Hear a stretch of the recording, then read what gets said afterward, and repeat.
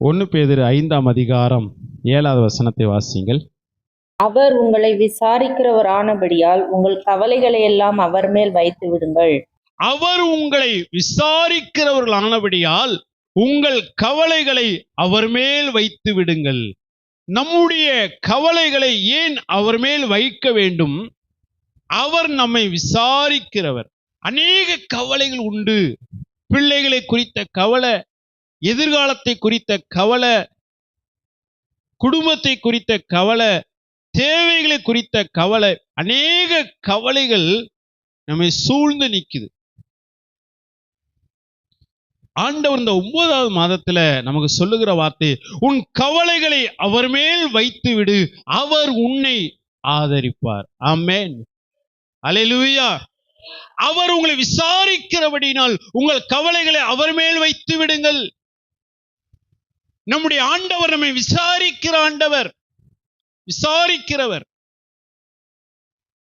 ஆண்டவர் தம்முடைய பிள்ளைகளுக்கு காலைதோறும் புதிய கிருபைகளை கொடுக்கிறார்.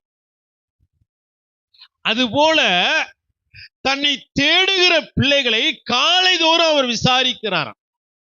யோபு 7ஆம் அதிகாரம் 18வது வசனத்தை வாசியுங்கள். காலைதோறும் அவனை விசாரிக்கிறதற்கும் நிமிஷந்தோறும் அவனை சோதிக்கிறதற்கும் அவன் எம்மாத்திரம். காலைதோறும் விசாரிக்கிறவர், அவர் உங்களை விசாரிக்கிறவர். காலைதோறும் தன்னுடைய பிள்ளைகளுக்கு புதிய கிருபைகளை கொடுக்கிறார். அதே போலவே காலைதோறும் தன்னுடைய பிள்ளைகளை அவர் விசாரிக்கிறார். வருஷத்துக்கு ஒரு முறை அல்ல, வாரத்துக்கு ஒரு முறை அல்ல, எப்பொழுதாவது ஒரு முறை அல்ல, காலைதோறும் அவர் நம்மை விசாரிக்கிறவர். சீசர்கள் பின்மாற்றமா போயிட்டாங்க. இரவு முழுவதும் பிரயாசப்படுகிறார்கள். பின்மாற்றமாய் போன அந்த சீசர்களை தேடி போய் அதிகாலையில அவர்களை விசாரித்தார். யோவான் சுவிசேஷம் 21ஆம் அதிகாரம் 4வது வசனத்தை வாசிங்கள். விடியற் காலமான போது இயேசு கரையிலே நின்றார். அவரை இயேசு என்று ஜனங்கள் அறியாதிருந்தார்கள். இயேசு அவர்களை நோக்கி, பிள்ளைகளே, புசிக்கிறதற்கு ஏதாகிலும் உங்களிடத்தில் உண்டா என்றார். அதற்கு அவர்கள், ஒன்றுமில்லை என்றார்கள். பின்மாற்றமாய் போன சீசர்களை தேடி போய் அதிகாலையில அவர்களை விசாரித்தார். பிள்ளைகளே, புசிக்கிறதுக்கு ஏதாகிலும் உண்டா என்று சொல்லி ஆண்டவர் விசாரித்தார். தன்னை விட்டு தூரமாய் போனவர்களை தேடி போய் அவர் விசாரிக்கிறார். யோவான் 20ஆம் அதிகாரம் 15வது வசனத்தை வாசியுங்கள். இயேசு அவளை பார்த்து, ஸ்திரீயே, ஏன் அழுகிறாய்? யாரை தேடுகிறாய் என்றார். அவள் அவரை தோட்டக்காரர் என்று எண்ணி, ஐயா, நீர் அவரை எடுத்துக்கொண்டு போனதுண்டானால் அவரை வைத்த இடத்தை எனக்கு சொல்லும், நான் போய் அவரை எடுத்துக்கொள்ளுவேன் என்றாள். மரியாள் அதிகாலையில இருட்டோட எழுந்து கல்லறை நோக்கி போனால், அந்த கல்லறை நோக்கி போன அந்த மகதலேனா மரியாளை பார்த்து, மரியாளே, ஏன் அழுது கொண்டு இருக்கிறாய்? ஏன் அழுது கொண்டு இருக்கிறாய்? அதிகாலையில போய் ஆண்டவர் விசாரித்தார். ஆமென், அல்லேலூயா. நம்முடைய ஆண்டவர் எப்படிப்பட்டவர்? என்னை விசாரிக்கிற தேவன். உன் கவலைகளை அவர் மேல் வைத்து விடு, அவர் உங்களை விசாரித்து உங்களை நடத்துவார். நம்மளை விசாரித்து நடத்தக்கூடியவர், விசாரித்து நடத்தக்கூடியவர். சங்கீதக்காரன் தாவீது சொல்லுகிற போது, சங்கீதம் 48:14 வசனத்துல வாசிக்கிற, மரண பரியந்தம் நம்மை நடத்துவார். ஏசாயா 58:11 வசனம் சொல்லுகிறது, கர்த்தர் நித்தமும் உன்னை நடத்துவார். கவலைப்படாதீங்க, நான் உங்களை விசாரித்து நடத்துவேன். இந்த வார்த்தையை மனிதன் சொல்லவில்லை, வானத்தை பூமியை உண்டாக்கின தேவன், நம்முடைய இருதயத்தின் ஏக்கத்தை அறிந்தவர், வியாகுலத்தை அறிந்தவர், பிரச்சனையை அறிந்தவர், சூழ்நிலை அறிந்தவர் சொல்லுகிறார், கவலைப்படாதீங்க, நான் உங்களை விசாரித்து நடத்துவேன். அநேக நேரத்துல நம்ம கவலைப்படுகிறதுனால நம்முடைய இருதயத்துல வியாகுலம் வருது. நீதிமொழிகள் 12ஆம் அதிகாரம் 25வது வசனத்தை வாசித்தால் இருதயத்தில் உள்ள கவலை அதை ஒடுக்கும் சொல்லப்பட்டு, நமக்குள்ள கவலை வந்துட்டாவே நம்ம சோர்ந்து போவோம். ஆபத்து காலத்தில் சோர்ந்து போவாயானால் உன் பலன் குறுகினது. அநேக நேரத்துல கவலைப்பட்டு கவலைப்பட்டு நம்முடைய இருதயம் சோர்ந்து போகுது. நாம் செய்ய வேண்டிய காரியங்களை செய்ய முடியல, தேவனுக்காக எழும்ப முடியல. அநேக நேரத்துல கவலை நம்முடைய வாழ்க்கையை ஒடுக்குது. இன்றைக்கு தேவன் சொல்லுகிற வார்த்தை, கவலைப்படாதீங்க, உங்க கவலைகளை நான் விசாரிப்பேன். பிலிப்பியர் 4ஆம் அதிகாரம் 6வது வசனத்தில் சொல்லுகிற போது, நீங்கள் ஒன்றுக்கும் கவலைப்படாமல் எல்லாவற்றையும் ஸ்தோத்திரத்தோடு கூடிய ஜெபத்தினாலும் வேண்டுதலினாலும் விண்ணப்பத்தினாலும் தேவனுக்கு தெரியப்படுத்துங்கள். கவலைப்படக்கூடாது. ஏன் கவலைப்படக்கூடாது? என்னை நடத்துகிற ஒரு தேவன் உண்டு, என்னை நடத்துகிற ஒரு தகப்பன் உண்டு. கவலைப்படாதீங்கன்னு சொன்ன ஆண்டவர் கவலைப்படுங்கன்னு சொல்றார். ஒரு பக்கம் சொல்றாரு நீங்க கவலைப்படாதீங்கிறாரு, இன்னொரு பக்கம் சொல்றாரு நீங்க கவலைப்படணுங்கிறார். எந்த காரியத்துக்காக நாம் கவலைப்படணும்னா, எபிரேயர் 2ஆம் அதிகாரம் 4வது வசனத்தை வாசிங்கள்.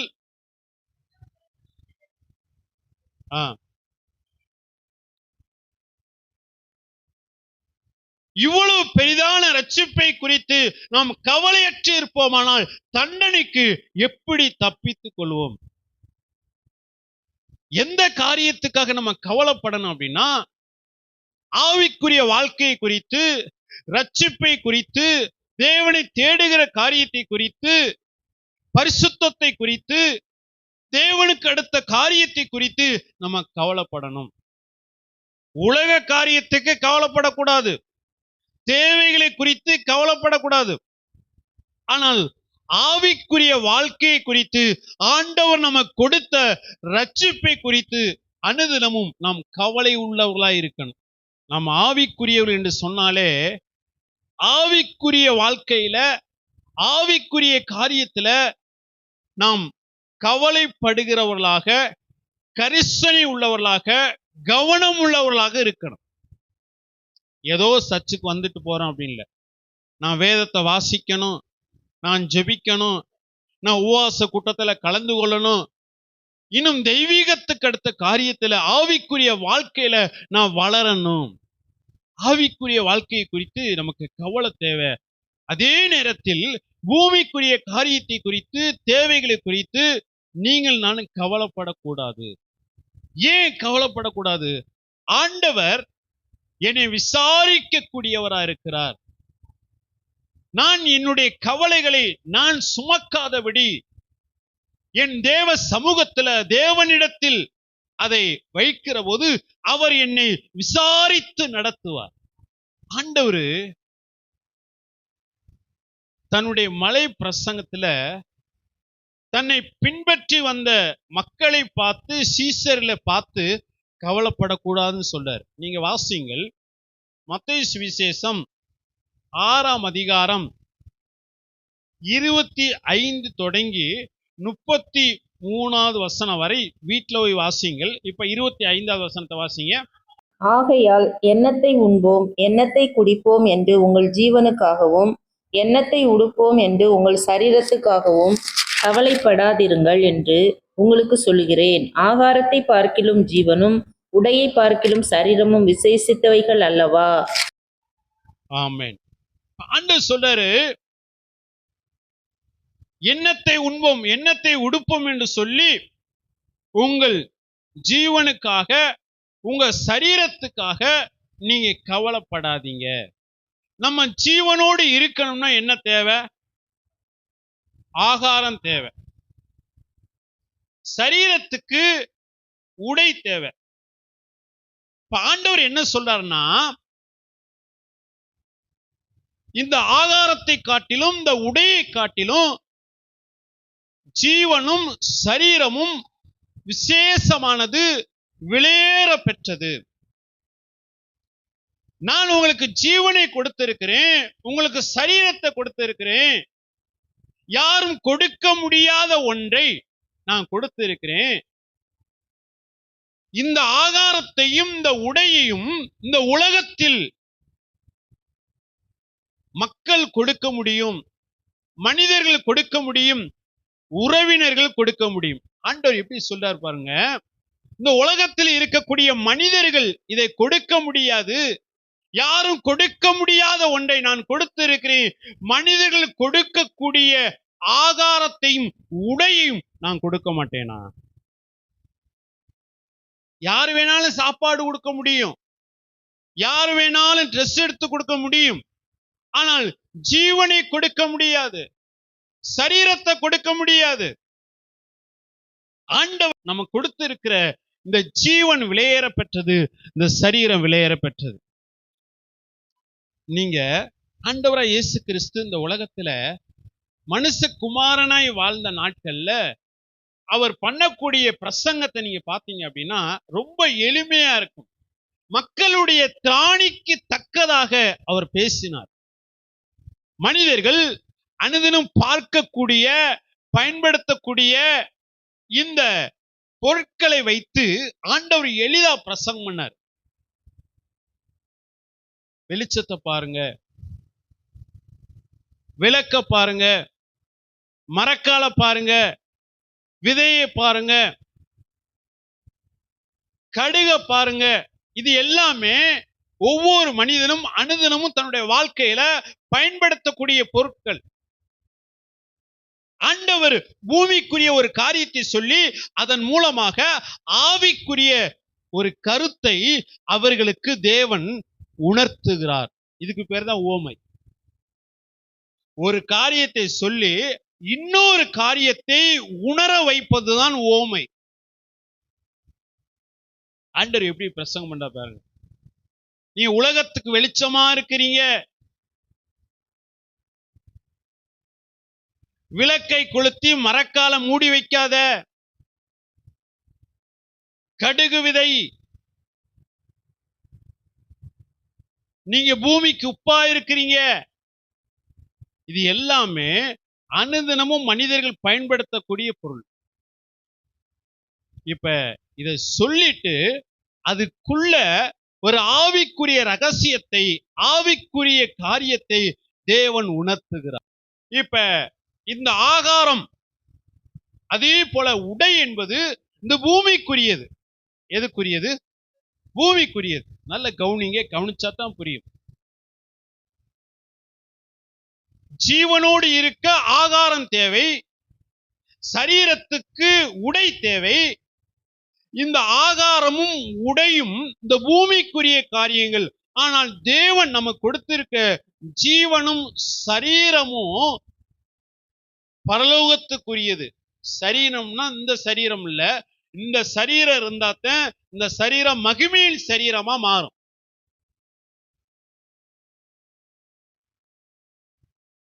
அப்ப இந்த பூமிக்குரிய காரியத்தை, ஆவிக்குரிய காரியத்தை, பரலோகத்துக்குரியத நான் உங்களுக்கு தந்திருக்கேன். இந்த பூமிக்குரிய காரியத்தை நான் சந்திக்க மாட்டேனா? அநேக நேரத்துல நம் தேவனுடைய பிள்ளைகள் என்று சொன்னாலும், விசுவாசிகள் என்று சொன்னாலும், தேவனுடைய ஊழியர்கள் என்று சொன்னாலும், தேவன் எதிர்பார்க்கக்கூடிய விசுவாசம் இல்ல. தேவனை ஆராதிப்போம், கோடி ஸ்தோத்திரம் சொல்லுவோம். ஆண்டவரே நீ நல்லவர், பெரியவர், சகலத்தை செய்ய வல்லவர், சகல தேவைகளை சந்திக்க நீ போதுமானவர் என்று சொல்லி நல்லா துதிப்போம், ஆராதிப்போம். ஆனால் சூழ்நிலைகள் வருகிற போது ஆண்டவர் மேல துளி அளவு கூட நம்பிக்கை இருக்காது, ஆண்டவர் மேல விசுவாசம் இருக்காது, விசுவாசம் இருக்காது. ஆண்டவர் சொல்றாரு, தன்னை பின்பற்றி வந்த ஜனங்களை பார்த்து, சீசர்களை பார்த்து அற்ப விசுவாசின்னு சொல்றாரு. என்ன சொல்றாரு?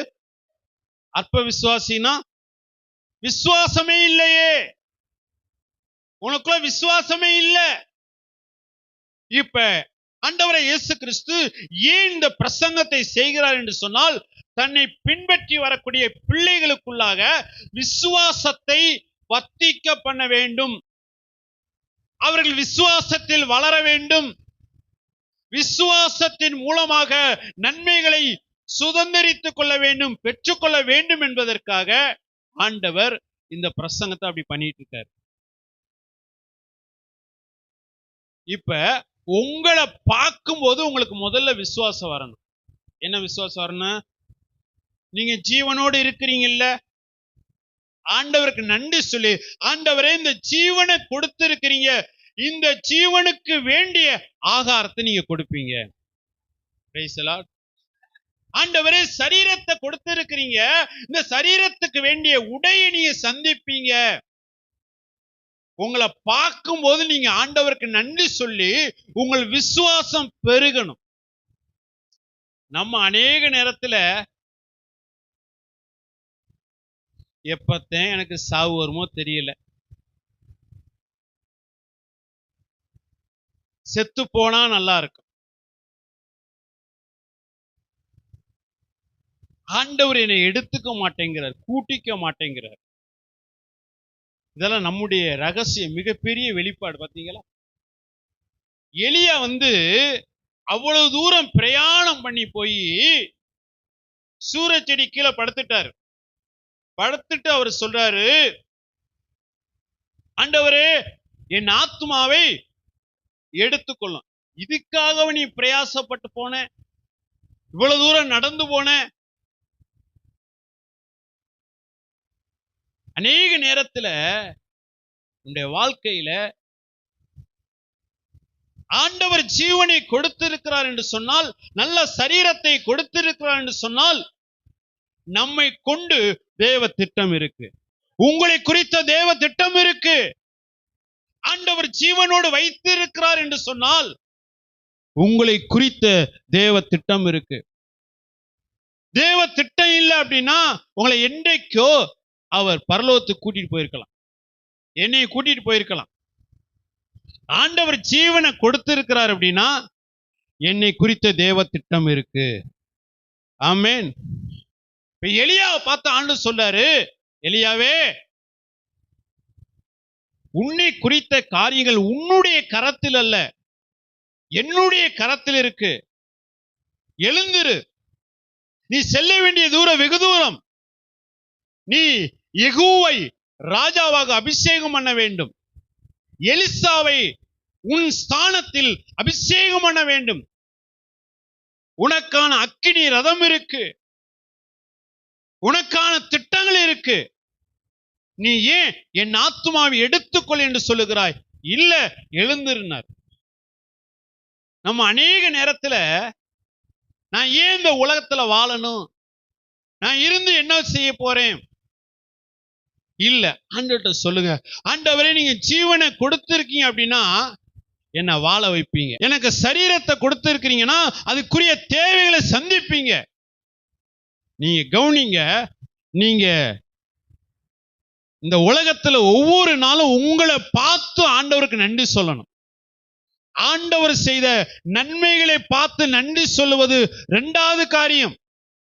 முதல்ல உங்களை பார்த்து, ஆண்டவரே எனக்கு ஜீவனை கொடுத்தீங்களே, உமக்கு நன்றி ஆண்டவரே, நல்ல சரீரத்தை கொடுத்திருக்கிறீங்களே, நல்ல சுகத்தை கொடுத்தீங்களே, பலனை கொடுத்தீங்களே, ஆரோக்கியத்தை கொடுத்தீங்களே, உமக்கு நன்றி ஆண்டவரே, நன்றி ஆண்டவரே. உங்களை பார்க்கும்போது நீங்க ஆண்டவருக்கு நன்றி சொல்லணும். உங்களுக்கு விசுவாசம் பெருகணும். இதுவரை என்னை நடத்தின தேவன் இனியும் நடத்துவார். கொரோனா நாட்கள்ல எத்தனையோ அரசியல்வாதிகள் இந்த உலகத்தை விட்டு போய்விட்டார்கள். எத்தனையோ பணக்காரங்க, எத்தனையோ நல்ல மனிதர்கள் இந்த உலகத்தை விட்டு போயிட்டாங்க.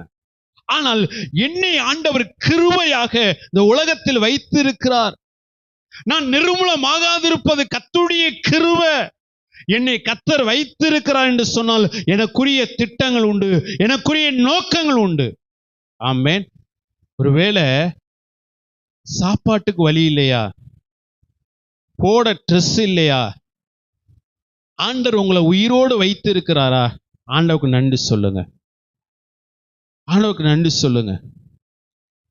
ஆண்டவரே, நல்ல ஜீவனை கொடுத்திருக்கிறீங்க, நல்ல சரீரத்தை கொடுத்திருக்கிறீங்க, இதுக்குரிய தேவைகளை சந்திக்க உமால முடியும் ஆண்டவரே, உமால முடியும். உங்களை பார்க்கும்போது ஒரு விசுவாசம் பெருகணும். அநேக நேரத்துல நம்ம வீட்டுல நிறைய நன்மைகள் வந்தால் மனதார ஆண்டவருக்கு நன்றி சொல்லுவோம், ஆண்டவரை துதிப்போம்.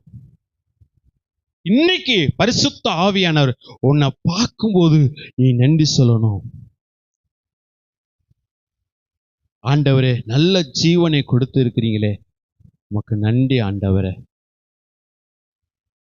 என் ஜீவன் உம்முடைய கரத்தில் இருக்குப்பா, என்னுடைய எதிர்காலம் உம்முடைய கரத்தில் இருக்கு, என் பிள்ளைகளின் வாழ்க்கை உம்முடைய கரத்தில் இருக்கு, உமக்கு நன்றி ஆண்டவரே. நீங்க நன்றி சொல்லி பாருங்க, விசுவாசம் பெருகும்.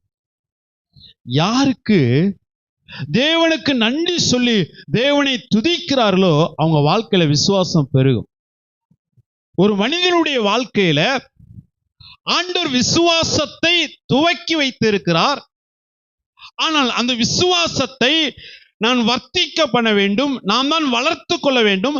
அந்த விசுவாசத்தை வளர்த்து கொள்ளக்கூடிய காரியத்துல முதல் காரியம், நான் நன்றி சொல்லி பழகணும். என்னைக்காவது ஆண்டவரே, இந்த கரத்துக்காக ஸ்தோத்திரம்ப்பா, ஜீவனை கொடுத்தீங்களே உமக்கு ஸ்தோத்திரம்ப்பா, இந்நாள் வரை என்னை நடத்தி வந்திருக்கீங்களே உமக்கு ஸ்தோத்திரம்ப்பா. இந்த வாரத்துல அப்படி ஸ்தோத்திரம் பண்ணி பழகுங்க. ஆண்டவர் உங்க வாழ்க்கையில அடைபட்ட நன்மைகளை ஆண்டவர் திறந்து வைப்பார். இதுவரைக்கும் கிடைக்காத நன்மைகளை ஆண்டவர் கொடுத்து ஆசீர்வதிப்பார். தாவீதுடைய வாழ்க்கையில போன எல்லா இடத்திலும் ஆண்டவர் ஜெயத்தை கொடுத்தார், வெற்றியை கொடுத்தார். அதுக்கு என்ன காரணம் அப்படின்னா, இந்த தாவீதுக்குள்ள நன்றி நிறைந்த ஒரு உள்ள இருந்துச்சு. யுத்த களத்துக்கு போறாரு, ஒட்டுமொத்த இஸ்ரவேல் சேனை பயந்து நடுங்குது. இந்த தாவீது தன்னுடைய சகோதரர்களை விசாரிக்கும்படி போறாரு. அந்த நேரத்துல கோலியாத் வந்து இஸ்ரவேலின் தேவனை நிந்திக்கிறத பார்த்துட்டு இவரால் பொறுத்துக்க முடியல. இவர் உடனே நான் யுத்தத்துக்கு போறேனாரு, நான் ஜெயிப்பேனாரு. உடனே சவுல் ராஜா என்ன சொன்னாரு, உன்னால முடியாதுப்பா, உன்னால முடியாது.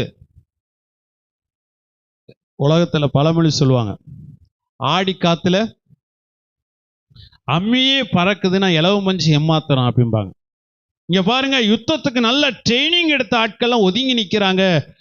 நீ வனாந்தரத்துல ஆடுகளை மேய்த்து கொண்டு இருந்த ஆளு, உன்னால முடியுமா? என்னால முடியாது, எனக்குள்ள இருக்கிற என் தேவனால முடியும். அல்லேலூயா. ராஜா, நான் வனாந்தரத்தில் ஆடுகளை மேய்த்த போது சிங்கம் வந்தது, கரடி வந்தது, எல்லாவற்றையும் ஜெயிக்க ஆண்டவர் உதவி செய்வார். அவைகளைப் போலவே இவனையும் ஜெயிக்க உதவி செய்வார். இந்த வார்த்தை, நன்றி நிறைந்த வார்த்தை, இந்த தாவீதுக்குள்ள ஒரு விசுவாசத்தை வர்த்திக்க பண்ணினது. ஆண்டவர் அந்த விசுவாசத்தை பார்த்து ஜெயத்தை தந்தார். உங்களை பார்க்கும்போது நீங்க இன்னைக்கு நீங்க துதிச்சு பாருங்க, ஆண்டவரே, இந்த ஜீவன் நீங்க கொடுத்திருக்கிறீங்கப்பா, என்னை உயிரோடு வைத்திருக்கிறீங்கப்பா, என் தேவைகளை நீங்க சந்திப்பீங்க, நான் கவலைப்பட மாட்டேன். அடுத்து பாருங்க, அடுத்த வசனத்தை வாசிங்க. மத்தேயு 6ஆம் அதிகாரம் 26வது வசனம். ஆகாயத்து பட்சிகளை கவனித்து பாருங்கள், அவைகள் விதைக்கிறதும் இல்லை, அறுக்கிறதும் இல்லை, களஞ்சியங்களில் சேர்த்து வைக்கிறதும் இல்லை, அவைகளையும் உங்கள் பரமபிதா பிழைப்பூட்டுகிறார். அவைகளை பார்க்கிலும் நீங்கள் விசேஷித்தவர்கள் அல்லவா? ஆண்டவர் அடுத்து சொல்றாரு, ஆகாயத்து பட்சிகளை கவனித்து பாருங்கள். முதல்ல ஒன்ன பாரு, அடுத்து வெளியே வந்து நான் உண்டாக்கின படைப்புகளை பாரு. முதல்ல ஒன்ன பாருன்ட்டாரு. அடுத்து அவர் சொல்றாரு, கொஞ்சம் வெளியில வாங்குறார், படைப்புகளை பாருன்னாரு. ஆகாயத்து பட்சிகளை பாரு. ஆபிரகாமுடைய வாழ்க்கையில குழந்தை இல்லை, வருஷங்கள் ஆகுது, வயதாயிட்டே இருக்கு. ஆபிரகாம் ஆண்டவரை பார்த்து ஒரு கேள்வி கேட்கிறார். என்ன கேள்வி? ஆண்டவரே, எனக்கு என்ன தருவீர் என்று சொல்லி. எனக்கு வயசாயிட்டே இருக்குப்பா, என் மனைவிக்கு வயசாகுது, கற்பம் செத்து போகக்கூடிய சூழ்நிலை இருக்கு, எனக்கு பிள்ளை தரேன்னு சொன்னீங்க, வாக்குத்தத்தம் செஞ்சீங்க, இன்னும் நிறைவேறல, என்ன தருவீர்? ஆபிரகாம் பார்த்து ஆண்டவர் சொல்றாரு, கொஞ்சம் வெளியில வாப்பாங்கிறார்.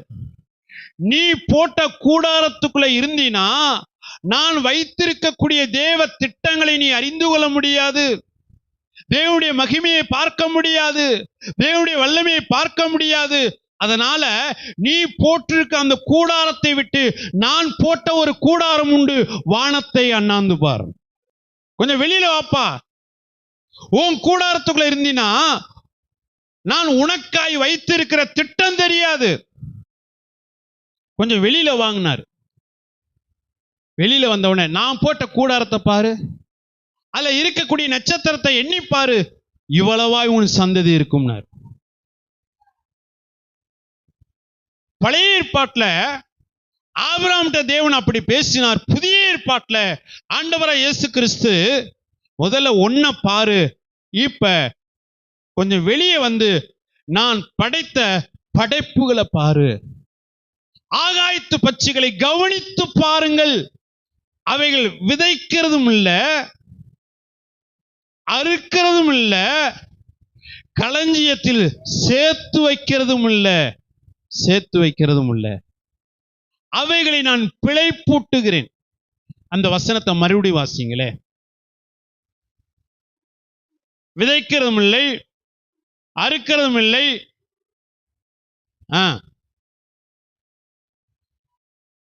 அவைகளை உங்கள் பரமபிதா பிழைப்பூட்டுகிறார், அவைகளை பார்க்கலும் நீங்கள் விசேஷமானவர்கள். இப்ப இந்த பறவைகளுக்கு ஆத்துமா இல்லை, மனிதனுக்கு மாத்திரம்தான் ஆத்துமா. மனிதனுக்கு ஆவி, ஆத்துமா, சரீரம் உண்டு. பறவைகளுக்கும் மிருகங்களுக்கும் ஆத்துமா இல்லை. ஆத்துமா இல்லாதனால இந்த பூமியோடு வாழ்க்கை முடிந்து போகும். ஆத்துமா இருக்கக்கூடிய மனிதனுக்கு மாத்திரமே மறுபடி வாழக்கூடிய சிலாக்கியம். ஆத்துமா அழியாத ஒன்று, ஆத்துமா மறுபடி வாழக்கூடிய தன்மை உடையது. ஆண்டவர் என்ன சொல்றாரு? இந்த பூமியோடு வாழ்க்கையை முடித்துக் கொள்ளக்கூடிய இந்த பறவைகளை போஷிக்க கூடுமானால், ஆகாயத்து பறவைகளை போஷிக்க கூடுமானால், நீ என்னுடைய பிள்ளை, நித்திய காலமாக நீ என்னோடு கூட வாழ போகிறாய். இந்த பூமியில வாழ்க்கை முடிந்து போகக்கூடிய இந்த பறவைகளை நான் மறக்காமல் போஷிக்க கூடுமானால் உன்னை நான் மறந்துடுவேனா? Praise the Lord. ஆண்டு எவ்வளவு பாருங்க, இங்க பார்ப்பா, பறவை பார்ப்பா, அது விவசாயம்லாம் பண்ணல, அது அறுவடை செய்யல, அது களஞ்சியத்தில் சேர்த்து வைக்கல, ஆனால் நான் அதை பிழைப்புட்டுகிறேன். இந்த உலகத்தோடு வாழ்க்கை முடிந்து போகக்கூடிய அற்பமான பறவைகளையே நான் போஷிக்க கூடுமானால், என் சாயலோடு இருக்கக்கூடிய என் பிள்ளைகளாய் இருக்கக்கூடிய எப்பொழுதும் என்னோடு வாழக்கூடிய உங்களை நான் போஷிக்க மாட்டேனா? இப்ப பறவைகளை பார்க்கும்போது நமக்கு என்ன வரணும்? நமக்கு என்ன வரணும்னா, கவட்டாப்பில் எடுத்து என்ன செய்யணும்? வேட்டையாடன்னு என்ன வரக்கூடாது. நமக்கு என்ன வரணும்னா, காகத்தை பார்க்கும்போது இதை போஷிக்கிறார் அப்படின்னா என்னை போஷிப்பார். அல்லேலூயா. குருவியை பார்க்கும்போது விசுவாசம் வந்துடணும், காகத்தை பார்க்கும்போது விசுவாசம் வந்துடணும். இதெல்லாம் போஷிக்கிற தேவன் என்னை போஷிப்பார். அதுல எனக்கு தொட்ட ஒரு வார்த்தை, இவைகள் எல்லாவற்றையும் உங்கள் பரமபிதா போஷிக்கிறாராம். யாரு? பறவை தேவனை பார்த்து அப்பா அப்படின்னு சொல்ல முடியுமா? முடியாது. ஆனா நீங்களும் நானும் அவருடைய பிள்ளை. இப்ப நம்ம என்ன சொல்லலாம் அப்படின்னா, அப்பா அப்படின்னு சொல்லலாம். பருந்து சொல்ல முடியாது, குருவி சொல்ல முடியாது, காகம் சொல்ல முடியாது. தேவ சாயலை உடைய நீங்களும் நானும் சொல்லலாம், அப்பான்னு சொல்லி கூப்பிடலாம். அடுத்து பாருங்க, இவைகளை உங்கள் பரம பிதா பிழை போட்டுகிறார். யாரு? இப்ப அந்த காகத்தை பார்த்து நீங்க சொல்லணும், இங்க வரு, உன்னை பிழை போட்டுக்கிறது எங்க அப்பா. இந்த உலகத்தில் இருக்கிற அத்தனை பறவைகளுக்கும் எங்க அப்பா போஷிக்கிறார். Praise the Lord. காகத்தை பார்த்து, குருவியை பார்த்து நீங்க இனி பேசணும். என்ன செய்யணும்? பேசணும்னா, நீ நாள் நல்லா இருக்கிற, நான் ஏன் தான் பிறந்தனோ, நான் ஏன் தான் வளர்ந்தனோ தெரியலையே, உன்ன மாதிரி ஒரு குருவியா இருக்கலாம், பறவையா இருக்கலாம், பருந்தா இருக்கலாம் அப்படின்னு அப்படி பேசக்கூடாது. நீ பேசணும்னா, நம்ம அநேக நேரத்தில் இப்படித்தான் பேசுவோம். நம்ம அநேக நேரத்தில் பறவைகள்கிட்ட போய் நம்ம பிரச்சனையை சொல்லிட்டு இருப்போம். அப்படி பேசக்கூடாது. பறவைகிட்ட போய், உன்னை பிழைப்பூட்டுகிறது யாரு தெரியுமா? எங்க அப்பா. Praise the Lord. எங்க அப்பா உன்னை பிழைப்பூட்டுகிற. உன்னை மாத்திரம் இல்ல, இந்த உலகத்துல இருக்கக்கூடிய அத்தனை ஆகாயத்து பட்சிகளை, பறவைகளை அவர் பிழைப்பூட்டுகிறார். நமக்கு ஒரு கெத்து வேண்டாமா? ஆமென். இப்ப எங்க அப்பா தான் இந்த ஊருக்கே சாப்பாடு போட்டாருங்க, எங்க அப்பா தான் இவங்களுக்கெல்லாம் உதவி செஞ்சாங்க. ஊருக்கு உதவி செய்யற அப்பா பிள்ளைக்கு உதவி செய்ய மாட்டாரா? Praise the Lord. ஊருக்கே உதவி செய்யறாருன்னா நமக்கு உதவி செய்ய மாட்டாரா? நம்ம என்ன செய்யறோம் அப்படின்னா, அநேக நேரத்தில் விசுவாசம் இல்லை, அநேக நேரத்தில் விசுவாசம் குறைஞ்சு போச்சு. இன்னைக்கு தேவன் சொல்லக்கூடிய வார்த்தை, உங்களை பார்க்கும்போது உங்களுக்குள்ள விசுவாசம் பெருகணும். அடுத்து நீங்க வெளியே பார்க்கும்போது உங்கள் விசுவாசம் பெருகணும். நீங்க பறவைகளை பார்த்தாலும் சரி, எதை பார்த்தாலும் சரி, தேவனுடைய படைப்புகளை பார்க்கிற போது நம்முடைய விசுவாசம் பெருகணும், பெருகணும். அடுத்த வசனத்தை வாசிங்க. ஆ ஆ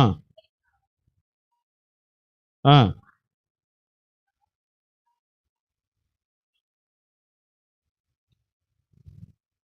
காட்டு புஷ்பத்தை கவனித்து பாருங்கள்.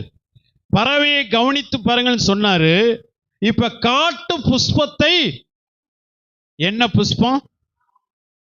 வீட்டு புஷ்பம் இல்ல, காட்டு புஷ்பம். எத்தனை பேர் உங்க பக்கத்துல இருக்கக்கூடிய காடுகளுக்கு நீங்க போய் அங்க இருக்கக்கூடிய எல்லா செடிகளுக்கு, பூஞ்செடிகளுக்கு தண்ணி ஊத்துறீங்க? அப்படியெல்லாம் தவறா கணக்கு போடாதீங்க பாஸ்டர். எங்க வீட்டில் இருக்கிற செடிகளுக்கே நாங்க தண்ணி ஊத்துறது இல்லை, நாங்க வச்ச செடிகளுக்கே நாங்க தண்ணி ஊத்துறது இல்லை. நீங்க காட்டு புஷ்பத்துக்கு காட்டுக்கு போய் தண்ணி ஊத்த சொல்றீங்க. யாரும் தண்ணி ஊத்துறது இல்லை, ஆனால் தேவன் அதை வளர செய்கிறார். ஆமென். காட்டு புஷ்பத்தை தேவன் வளர செய்கிறார். யாரும் தண்ணி ஊத்துறது இல்லை, ஆனால் தேவன் அதுக்கு வேண்டிய, வளருவதற்கு வேண்டிய எல்லாவற்றையும் கொடுத்து அவரே வளர்த்து எடுக்கிறார். இப்ப நீங்க காட்டு புஷ்பத்தை பாருங்க, அது எப்படி வளருகிறதுன்னு பாருங்க. என் உடைக்காக ஏன் கவலைப்படுறீங்க? நான் உன்னை நடத்துவேன். நீங்க தேவனுடைய ஒவ்வொரு படைப்புகளை நீங்கள் பார்க்கிற போதெல்லாம் என்ன ஆகணும் அப்படின்னா, நமக்குள்ள விசுவாசம் பெருகணும். ஆண்டவருக்கு நன்றி சொல்லணும். நம்மிடத்தில் இருக்கிற விசுவாசம் பெருகணும். உங்களை பார்க்கும்போது விசுவாசம் பெருகணும். வெளியில இருக்கக்கூடிய பறவைகளை பார்க்கிற போது, காட்டு புஷ்பத்தை பார்க்கிற போது விசுவாசம் பெருகணும். அடுத்து ஆண்டு சொல்றாரு மத்தேயு 7:11.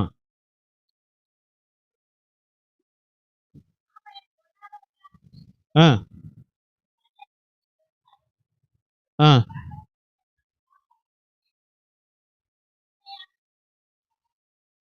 அடுத்த ஆண்டு சொல்றாரு, பொல்லாதவர்களாய் நீங்களே உங்க பிள்ளைகளுக்கு நல்ல ஈவுகளை கொடுக்க அறிந்திருக்கிற போது உங்களுடைய பரம பிதா உங்களுக்கு நன்மை செய்ய மாட்டாரா? முதல்ல யாரை பார்க்கணும்? நம்ம பார்க்கணும். அடுத்து வெளியில பார்க்கணும். அடுத்து உங்க பிள்ளைகளை பார்க்கணும். என்னைக்காவது உங்க பிள்ளைகளுக்கு நீங்க பட்டினி போட்டிருக்கீங்களா? என்னைக்காவது? ஆண்டவர் சொல்றாரு, பொல்லாதவர்களாய் நீங்களே உங்க பிள்ளைக்கு நல்ல ஈவுகளை கொடுக்க அறிந்திருக்கிற போது உங்கள் பிதாவா இருக்கேன். நான் உன்னுடைய பிதா.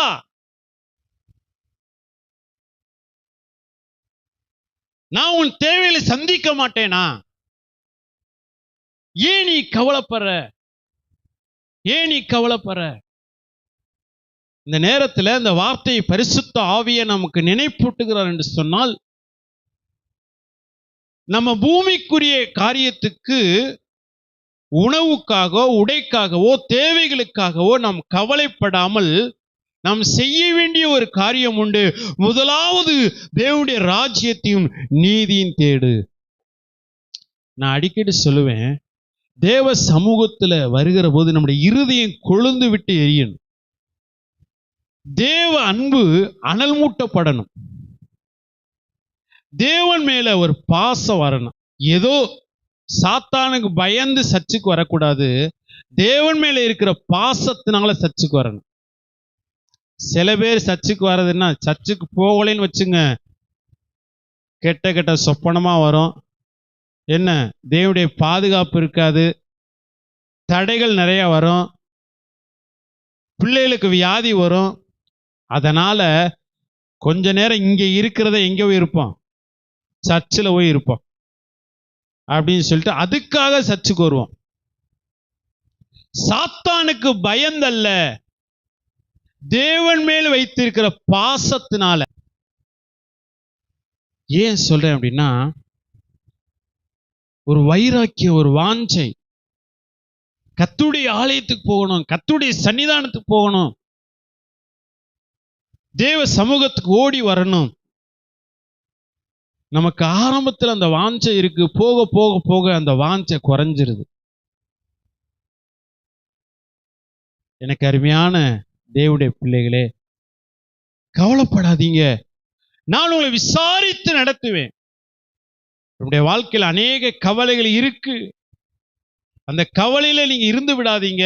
கவலைகளை அவர் மேல வைத்து விட்டு நீங்கள் தேவனை சார்ந்து கொள்ளுங்கள், தேவனை அண்டிக் கொள்ளுங்கள். தேவன் மேல இருக்கிற விசுவாசம் பெருகட்டும். அவர் என்ன செய்வார்? என் தேவைகளை அவர் பார்த்துக் கொள்வார். ஆபிரகாம் தன்னுடைய மகனை பலி செலுத்த போறார். பலி செலுத்த போறார். 2 வேலையாட்களை கூட்டிக்கிட்டு நேர ஈசாக்கை கூட்டிட்டு பலி செலுத்த போறார். அந்த மலையின் அடிவாரத்தில் வந்த உடனே அவங்கள கீழே நிறுத்திட்டு இந்த ஈசாக்கை கூட்டிக்கிட்டு மலைக்கு போறார். போகும்போது சொல்றாரு, நாங்கள் பலி செலுத்திட்டு திரும்பி வருவோங்கிறார். ஆபிரகாமே, நீ போறது பலி செலுத்த போற, உன் மகனை பலி செலுத்த போற, எப்படி இந்த வார்த்தை நீ சொல்ற அப்படின்னா, ஏற்கனவே தேவனை நீ நடத்தினார். கற்பம் செத்து போன நிலையில அந்த கற்பத்துக்குள்ளே ஒரு ஜீவனை உண்டாக்க முடியும் என்று சொன்னால், இப்பொழுது என் பிள்ளை மரித்து போனாலும் உயிரோடு எழுப்ப முடியும். ஏற்கனவே தேவன் என்னை அந்த பாதையில நடத்தி இருக்கிறார். அதனாலதான் அவர் சொல்றார், நான் திரும்பி வருவோம். கற்பம் செத்து போச்சு, சரீரம் செத்து போச்சு, குழந்தை பிறப்பதற்கு சாத்தியம் இல்லை. ஆனால் எனக்கு ஈசாக்கை கொடுத்தார். கற்பம் செத்து போன நிலையில ஆண்டவர் எனக்கு ஈசாக்கை கொடுத்து என்னை ஆசீர்வதித்தார். செத்துப்போன கற்பத்திலிருந்து ஒரு பிள்ளையை தேவனால் உருவாக்க முடியும் என்று சொன்னால், இந்த பிள்ளை செத்து போனாலும் உயிரோடு எழுப்ப முடியும். ஏற்கனவே தேவன் உங்களை நடத்தி இருப்பார் பாருங்க. அதை கொஞ்சம் திரும்பி பாருங்களே. ஏற்கனவே தேவன் உங்களை நடத்தின பாதையை கொஞ்சம் திரும்பி பாருங்க. எவ்வளவு நெருக்கடிகள், எவ்வளவு போராட்டம், எவ்வளவு சூழ்நிலைகள், எல்லாவற்றுக்கும் மத்தியில அற்புதமா தேவனை நடத்தினாரே. அந்த தேவன் மரித்து மண்ணோடு மண்ணா போகல, அவர் இன்றைக்கும் உயிரோடு இருக்கிறார். நம்முடைய ஜெபத்தை கேட்கக்கூடியவரா இருக்கிறார். நம்மை காண்கிற தேவனா இருக்கிறார். நம்மை விசாரிக்கக்கூடிய தேவனா இருக்கிறார். அந்த தேவன் சொல்றாரு, கவலைப்படாத, நான் உன்னை விசாரித்து நடத்துவேன். கொஞ்சம் திரும்பி பாருங்க. இன்னைக்கு நம்ம இருக்கக்கூடிய சூழ்நிலைகள், நம்ம இருக்கக்கூடிய நிலைமைகள் ஆசீர்வாதம் தான் இருப்போம். ஆனா கொஞ்சம் பின்னாடி திரும்பி பாருங்க. 3 வேளை சாப்பாடு கிடைச்சிருக்காது, நல்ல ஒரு ட்ரெஸ் இருக்காது. இன்னைக்கு பாத்தீங்கன்னா 7 நாளும் 7 ட்ரெஸ் மாத்தக்கூடிய பிள்ளைகள் உண்டு. புதுசு புதுசா எடுத்து போடக்கூடிய பிள்ளைகள் உண்டு. இன்னைக்கு நினைச்சா கடையில போய் என்ன செய்யலாம், ஒரு ட்ரெஸ் எடுக்கலாம், நினைச்ச சாப்பாடை சாப்பிடலாம். இன்னைக்கு தேவன் எவ்வளவு காரியத்தை நம்முடைய வாழ்க்கையில செய்து இருக்கிற. கொஞ்சம் திரும்பி பாருங்க. அப்பெல்லாம் தேவன் உங்களை நடத்தி வந்தாரே. ஆமென். அப்பெல்லாம் தேவன் நடத்தி வந்தாரே. அந்த தேவன் இன்னைக்கும் கூட இருக்கிறார். இன்னைக்கு நெருக்கடி வருகிற போது, சூழ்நிலைகள் வருகிற போது, போராட்டம் வருகிற போது, நீங்க திரும்பி பார்த்து அன்னைக்கு நடத்தின தேவன் இன்னைக்கு நீங்க நடத்துவீங்கப்பா. உங்களை பார்க்கும்போது ஆண்டவருக்கு நன்றி சொல்லுங்க. தேவனுடைய படைப்புகளை பார்க்கும்போது ஆண்டவருக்கு நன்றி சொல்லுங்க. உங்க பிள்ளைகளை பார்க்கும்போது தேவனுக்கு நன்றி சொல்லுங்க. ஏற்கனவே தேவன் நடத்தின அந்த பாதைகளை நினைத்து நீங்க நன்றி சொல்லுங்க. உங்க விசுவாசம் பெருகும். நம்ம சோர்ந்து போயிடக்கூடாது, நம்ம முடங்கி கிடக்க கூடாது. உங்களுக்குள்ள எனக்குள்ளாக விசுவாசம் துளிர்விட வேண்டும், விசுவாசத்துல வளர வேண்டும் என்று சொல்லி தேவன் விரும்புகிறார். சில தேவைகள் வருகிற போது, சூழ்நிலைகள் வருகிற போது, ஆண்டவரே நீங்க ஜீவனை கொடுத்திருக்கீங்க அப்படின்னா என் தேவைகளை சந்திப்பீங்க. ஆண்டவரே இந்த பறவைகளை போஷிக்க கூடுமானால் என்னையும் போஷிக்க கூடும். இந்த காட்டு புஷ்பங்களை வளர செய்ய முடியும் என்று சொன்னால் என்னுடைய தேவைகளை சந்தித்து என்னை வளர்த்து எடுப்பீங்க. என் பிள்ளைகளை நான் நேசிப்பதை காட்டிலும் என்னை 1000 மடங்கு நேசிக்கிறீங்க. என் பிள்ளைகள் மேல எவ்வளவு நான் கரிசனையா இருக்கிறேன், அதை காட்டிலும் என் மேல அவ்வளவு கரிசனையா இருப்பீங்கப்பா. ஆபிரகாமை தேவன் ஏற்கனவே நடத்தினார். இப்ப அவர் என்ன விசுவாசத்துல போறாரு, என்ன நம்பிக்கையில போறாரு? ஈசாக்கை பலி செலுத்தும்படி தானே போறாரு. ஆனால் எந்த விசுவாசத்துல சொன்னாரு? ஏற்கனவே கற்பம் செத்து போனது, இந்த குழந்தையை கொடுத்தார். இன்றைக்கு ஈசாக்கு மரித்து போனாலும் அந்த ஈசாக்கை உயிரோடு எழுப்பி என்னிடத்தில் கொடுக்க அவரால் முடியும். அப்படியே கண்களை மூடுவோமா? கவலைப்படாதீங்க, நான் உங்களை விசாரித்து நடத்துவேன். அவர் உங்களை விசாரிக்கிறபடியினால் உங்கள் கவலைகளை அவர் மேல வைத்து விடுங்கள். நான் எதை குறித்து கவலைப்படணும் அப்படின்னா, தேவ சமூகத்துக்கு போகலையே, நான் ஜெபிக்கலையே, வேதத்தை வாசிக்கலையே, அவரை ஆராதிக்கலையே, துதிக்கலையே, நன்றி சொல்லலையே, அதை குறித்து கவலைப்படணும். தேவனுடைய ராஜ்யத்தை குறித்து கவலைப்படணும். இந்த பூமிக்குரிய தேவைகளை குறித்து கவலைப்படாதீங்க. உங்களை நடத்துகிற ஒரு நல்ல தகப்பன் உண்டு. அவர் உங்க கரங்களை பிடித்து அவர் நடத்தி கொண்டு இருக்கிறார். அதனாலதான் அவர் சொல்றாரு, என் கரத்திலிருந்து ஒருவன் உங்களை பறித்து கொள்ள முடியாது என்று சொல்லு. நாம் அவருடைய கரங்களை பிடிச்சிருந்தா என்னைக்கோ நம்ம விட்டிருப்போம். இன்றைக்கும் அவர் நம்முடைய கரங்களை பிடித்திருக்கிறபடியால் இதுவரைக்கும் அவர் நடத்தி கொண்டு வருகிறார். நேசிக்கும் நல்ல பிதாவே, இந்த வேலைக்காக ஸ்தோத்திரம். அவர் உங்களை விசாரிக்கிறபடியினால் உங்கள் கவலைகளை அவர் மேல் வைத்து விடுங்கள் என்று சொல்லி, ஆண்டவரே, இந்த நாளில் எங்களை உற்சாகப்படுத்தி பேசின உடைய வார்த்தைகளுக்காக நன்றி செலுத்துகிறோம்ப்பா. ஆண்டவரே கர்த்தாவே, நீர் எங்களுக்கு நல்ல ஜீவனை, சரீரத்தை கொடுத்து இருக்கிறீர்.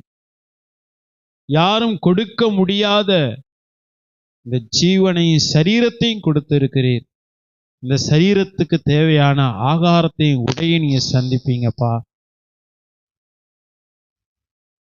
எங்களை பார்க்கும்போது எங்களுக்குள்ள இருக்கிற விசுவாசம் பெருகட்டும். ஆகாயத்து பட்சிகளை கவனித்து பாருங்கள், அவைகளை நீ பிழைப்பூட்டுகிற தேவனாய் இருக்கிறீர்.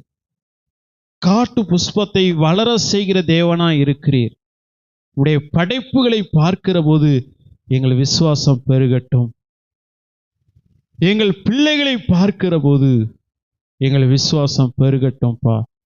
பொல்லாதவர்களால் நீங்களே உங்க பிள்ளைகளுக்கு நல்ல ஈவுகளை கொடுக்க அறிந்திருக்கிற போது உங்கள் பரமபிதா நன்மைகளை கொடுப்பேன் என்று சொல்லியிருக்கிறீங்கப்பா. எங்கள் குடும்பத்தை பார்க்கிற போது, எங்கள் பிள்ளைகளை பார்க்கிற போது எங்கள் விசுவாசம் பெருகட்டும். ஆபிரகாமுடைய வாழ்க்கையில ஆபிரகாமை ஏற்கனவே நடத்தின பாதைகளை ஆபிரகாம் நினைக்கும் போது விசுவாசம் பெருகுச்சுப்பா. எங்க வாழ்க்கையிலும் எத்தனையோ இக்கட்டான நேரங்கள் உண்டு, நெருக்கடியான நேரம் உண்டு. எல்லாவற்றிலும் நீர் கூட இருந்து எங்கள் நடத்தி வந்த தேவன் இன்றைக்கு நீ நடத்த போதுமானவர். ஆண்டவரே, இந்த நாள்ல எங்களுக்குள்ள இருக்கிற விசுவாசம் வளர வேண்டும், பெருக வேண்டும் என்று சொல்லி நீங்க விரும்புறீங்கப்பா. அதுக்காக ஸ்தோத்திரம். எங்கள் விசுவாசத்தை கர்த்தர் வர்த்திக்க பண்ணுவீராக, பெருக பண்ணுவீராக. கர்த்தர் அப்படி செய்யறதுக்காக ஸ்தோத்திரம். வந்திருக்கிற ஒவ்வொரு பிள்ளைகளையும் கர்த்தர் பேர் பேரை ஆசீர்வதிங்கப்பா, குடும்பங்களை ஆசீர்வதிங்கப்பா. கர்த்தர் அப்படியே செய்கிற தயவுக்காக ஸ்தோத்திரம். எங்களை தாழ்த்துகிற நீர் மாத்திரம் மகிமைப்படும். இயேசு கிறிஸ்துவின் இன்ப நாமத்தில் ஜெபிக்கிறோம் நல்ல பிதாவே. இந்த செய்தியை கேட்ட உங்களை தேவன் தாமே ஆசீர்வதிப்பாராக. ஆமென். God bless you.